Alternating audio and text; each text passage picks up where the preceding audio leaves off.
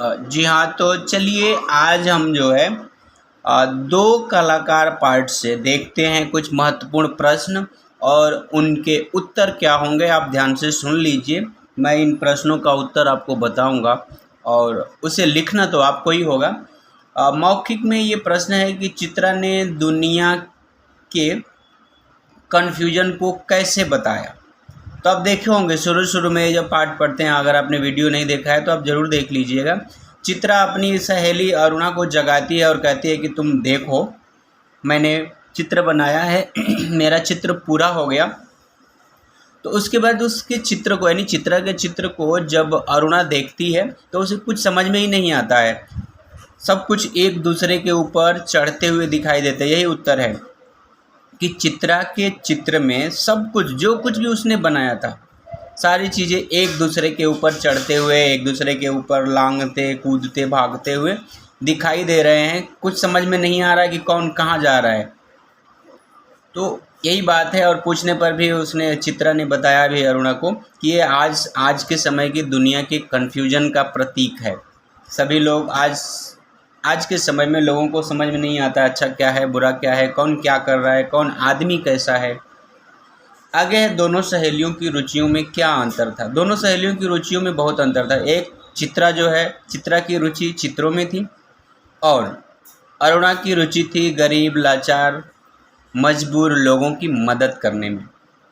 दोनों अच्छी दोस्त थी, दोनों एक ही साथ रह के पढ़ रही थी, एक ही कमरे में रहती थी।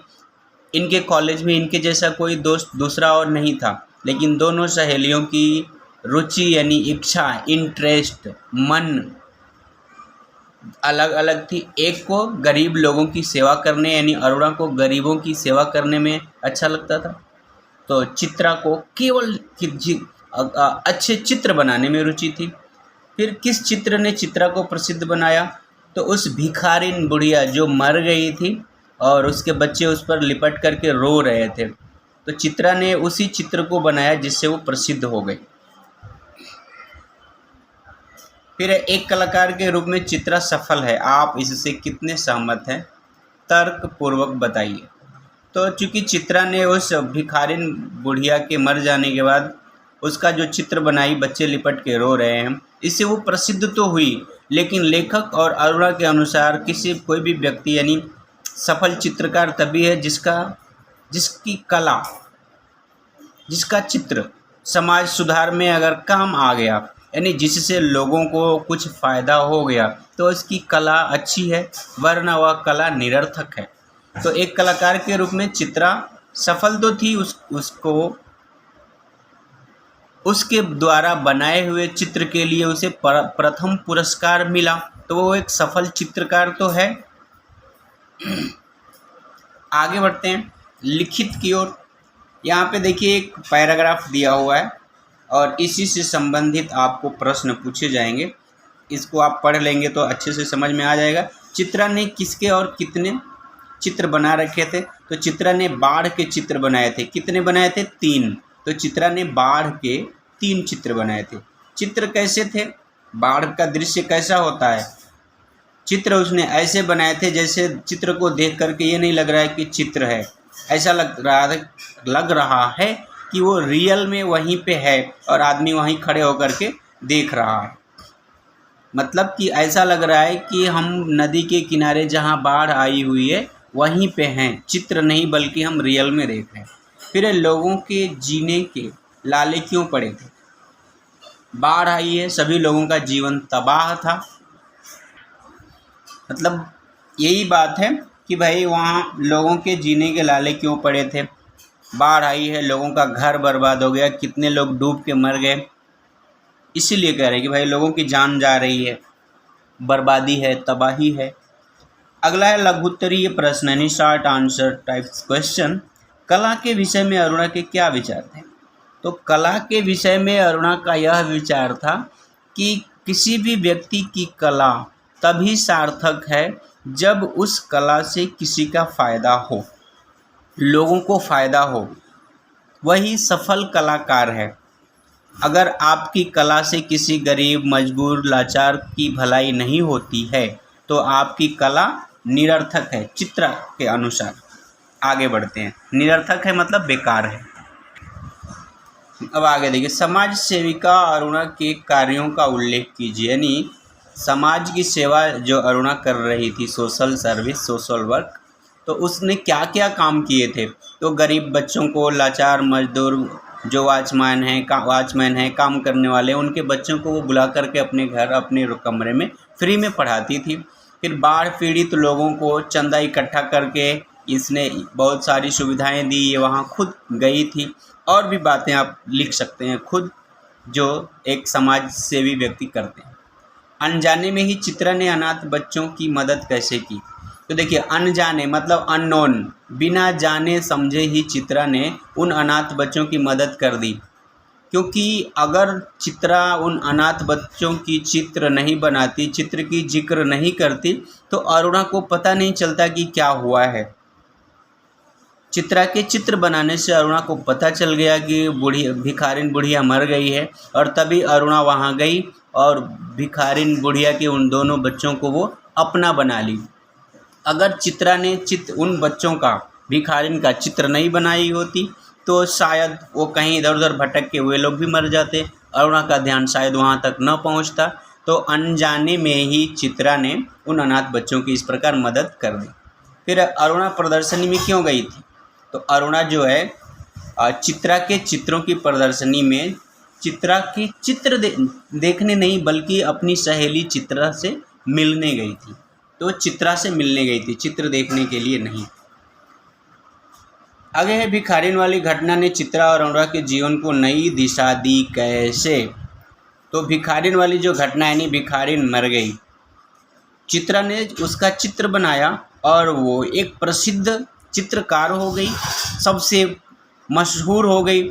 और अरुणा ने भिखारिन के दोनों बच्चों को अपना नाम दे दिया, अपना बच्चा कहा, और इस प्रकार वो एक सफल कलाकार हो गई, सफल समाज सेविका हो गई। दोनों को नई दिशा मिल गई। यानी उन बच्चों का लालन पालन करने में लग गई कौन, अरुणा। और चित्रा चूँकि एक प्रसिद्ध कलाकार हो गई, क्योंकि उसे प्रथम पुरस्कार मिला, तो वो अब अपनी उस इमेज को, अपनी गरिमा को बनाए रखने के लिए पूरा का पूरा ध्यान चित्रकारी पर लगा दी। अरुणा और चित्रा की चारित्रिक विशेषताएं लिखिए। अरुणा के बारे में आपको लिखना है। तो अरुणा एक समाज सेविका है, गरीबों की मदद करती है, लाचारों की मदद करती हैं। जितनी अच्छी बातें हैं अरुणा के बारे में आप लिख सकते हैं। और चित्रा एक सफल चित्रकार है। चित्रा को किसी की जान जा रही है इसकी परवाह नहीं होती है, लेकिन उस समय की ड्राइंग पेंटिंग करने में चित्रा को मन लगता है। अगर कहीं किसी का एक्सीडेंट हो गया तो चित्रा अगर वहाँ रहेगी तो उनकी हेल्प करने नहीं जाएगी, वहाँ खड़े होकर के वो स्केच तैयार करने लगेगी, चित्र बनाने लगेगी। तो चित्रा के बारे में इस तरह की बातें आप लिख सकते हैं। जो बड़ी धनवान है, धनी घर की बेटी है, इकलौती बेटी है, लेकिन उसको समाज सेवा ये सारी बातों में मन नहीं लगता, चित्रकारिता में मन लगता है। आगे, दोनों में से सच्चा कलाकार कौन है, तर्क सहित उत्तर दीजिए। तो चित्रा और अरुणा में से सच्चा कलाकार तो अरुणा है, क्योंकि अरुणा ने जो भी काम किया उससे समाज को फ़ायदा हुआ। उन दोनों बच्चों को इसने अपने बच्चे का नाम दिया, उनका पालन पोषण किया। तो सफल चित्रकार अरुणा है, चित्रा नहीं है। सफल कलाकार अरुणा है, क्योंकि इसकी कला ने समाज को एक नई दिशा दिया, नया संदेश दिया, और बिखरे हुए यानी उन दोनों बच्चों को नया जीवन दिया। कहानी के शीर्षक पर अपने विचार दीजिए। तो इस कहानी का शीर्षक बिल्कुल उचित है। इस कहानी में हर समय चित्रा और अरुणा की बात आती रहती है। दो कलाकार, इनकी कला का प्रदर्शन होता रहता है। चित्रा क्या करती है, अरुणा क्या करती है, दोनों के इर्द गिर्द हर समय बात घूमती रहती है, आती रहती है। इसलिए इस कहानी का शीर्षक बिल्कुल सार्थक है। मूल्य परक यानी वैल्यू बेस्ड क्वेश्चन है, जहाँ पर आपको खुद सोच करके इसके आंसर देने होते हैं। चित्रा और अरुणा में से आप किसके जैसा बनना चाहेंगे और क्यों, ये आप खुद भी बता सकते हैं कि आप चित्रा के जैसा बनना चाहेंगे या अरुणा के जैसा। दोनों के में से किसके जैसा बनना चाहेंगे तो क्यों, यानी वाई। आगे है, कला साहित्य और संगीत का जीवन में क्या स्थान होता है। यानी कला यानी आर्ट, साहित्य यानी लिटरेसी, और म्यूजिक का हमारे जीवन में क्या स्थान होता है? तो अटूट स्थान होता है। अगर हम कभी बोर हो रहे हैं तो कोई कला पेंटिंग करने लगते हैं, कोई कहानी पढ़ने लगते हैं या गीत सुनने लगते हैं, तो हमारा मनोरंजन हो जाता है। तो ये चीज़ें अगर ना रहें हमारे जीवन में तो हम बैठे बैठे बोर हो जाएंगे और फिर आप सोच सकते हैं, जब हम बोर होने लगते हैं तो लगता है कि हमारा जीवन बेकार है। आगे है, क्या इससे जीवन में कुछ बदलाव आता है? तो बिल्कुल आता है। इन चीज़ों से जीवन में बदलाव आता है, पूरी लाइफ बदल जाती है।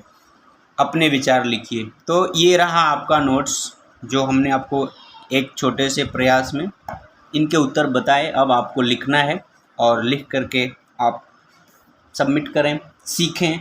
समझ में अभी नहीं आए तो एक बार दो बार आप वीडियो को ज़रूर पढ़ें, फिर से देखें, सुनें और ये कहानी पढ़ें।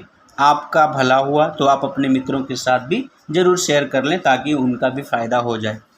यानी आप अरुणा की तरह बने, आपका भला हो गया, दूसरे का भी भला करें। फिर मिलेंगे। जय हिंद, जय हिंदी।